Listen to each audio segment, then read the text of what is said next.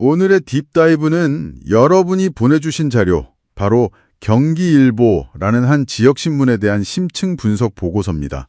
사실 중앙 언론도 아닌데 지역신문을 굳이 이렇게 들여다봐야 하나 싶을 수도 있는데요. 근데 이 신문이 2024년 12월 3일 그 비상계엄 선포됐던 밤에 뭘 했는지를 보면 그 답이 좀 보이기 시작하죠. 맞습니다. 이번 딥다이브의 미션은 바로 그겁니다. 경기일보의 소유 구조라던가 탐사보도 역량 같은 일종의 사회적 지표를 제대로 한번 파헤쳐 보는 거죠. 이걸 통해서 언론사라는 게 우리 사회에서 과연 어떤 존재인지 그 속살을 한번 확인해 보자는 거고요. 자, 그럼 바로 그날 밤으로 한번 가보죠. 2024년 12월 3일 정말 모두가 혼란에 빠졌던 그 순간에 경기일보의 첫 반응은 어땠나요? 한마디로 정면 돌파였습니다. 가장 상징적인 행동이 이 디지털 시대에 종이 호회를 찍어낸 거예요. 호외요. 정말 오랜만에 들어보는 단어네요. 그렇죠.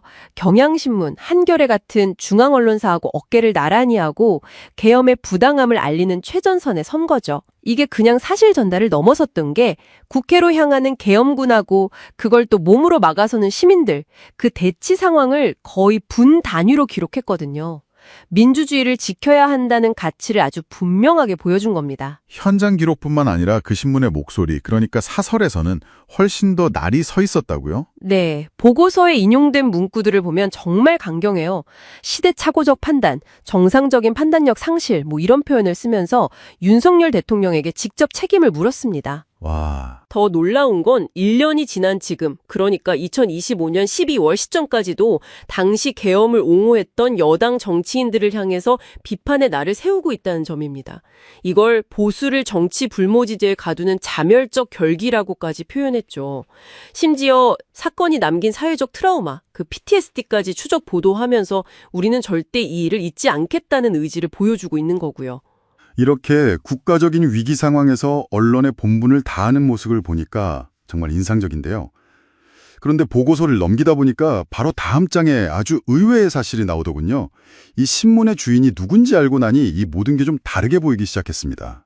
바로 그 지점이 이 이야기의 핵심적인 갈등 구조입니다. 이 신문의 대주주가 건설자본인 대하그룹의 황인창 회장 일가고요. 신항철 회장 역시 한동건설 대표이사 출신입니다. 건설자본이요? 네. 지역 언론이 안정적인 자본을 확보하는 건 중요한데 하필 건설 자본이라는 건 이게 태생적인 딜레마를 안고 가는 거거든요. 그렇죠. 건설자본이 소유주라는 건 정말 근본적인 딜레마네요. 지역개발이나 부동산 관련 기사 하나하나마다 보이지 않는 압력이 있을 수밖에 없을 텐데 보고서에서 이 신문이 그런 태생적 한계를 어떻게 다루고 있는지 그런 내용이 좀 있나요? 있습니다.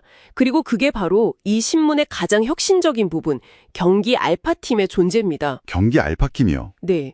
프로젝트별로 팀을 꾸려서 기자들이 한두 달 동안 매일 쓰는 기사 부담에서 완전히 벗어나게 해주는 거예요. 오직 심층 취재에만 몰두하게 만드는 특별팀이죠. 인력과 자원이 늘 부족한 지역 언론의 한계를 선택과 집중이라는 전략으로 돌파하는 겁니다. 일종의 사내 독립 탐사보도팀이군요. 그래서 이 알파팀이 실제로 어떤 결과물을 만들어냈나요? 성과가 아주 뚜렷합니다. 예를 들어 경기도 의원 전원의 공약 이행률을 하나하나 따져본 의원님 뭐 하세요 시리즈는요. 민주언론 시민연합 민언련의 올해의 좋은 보도상을 수상했습니다. 잠깐만요. 민언련이라면 언론계를 정말 날카롭게 감시하는 대표적인 시민단체잖아요. 거기서 상을 받았다는 건 대단한데요? 근데 이 보고서에 따르면 불과 10여 년 전에는 바로 그 민언련으로부터 최악의 여론조사 보도라는 비판을 받지 않았었나요? 정확히 보셨습니다. 그게 바로 극적인 반전인 거죠.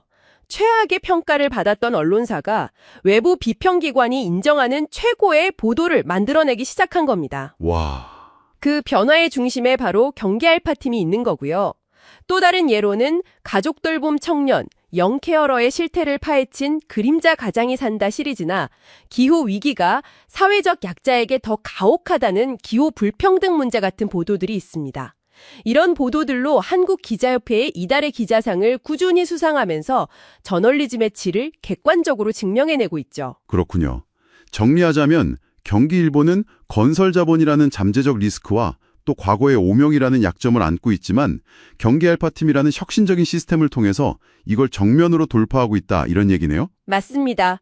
소유 구조가 언론사의 모든 것을 결정하는 건 아니라는 걸 보여주는 아주 중요한 사례입니다. 어떤 저널리즘을 실천하려는 의지와 시스템을 갖추느냐에 따라서 언론사의 가치는 완전히 달라질 수 있다는 걸 증명하고 있는 거죠. 이 이야기는 결국 우리에게 이런 질문을 던지는 것 같습니다. 우리는 너무 중앙 정치나 전국 단위 뉴스에만 매몰되어 있는 건 아닐까요? 어쩌면 여러분이 살고 있는 바로 그 지역 사회가 얼마나 건강한지 가늠할 수 있는 진짜 지표는 우리 동네 신문사 데스크의 결단과 기자의 펜 끝에 달려 있을지도 모릅니다. 오늘 슬기로운 언소주 생활 어떠셨어요? 여러분께 도움이 되었다면 좋아요 한 번, 그리고 구독으로 응원해주세요.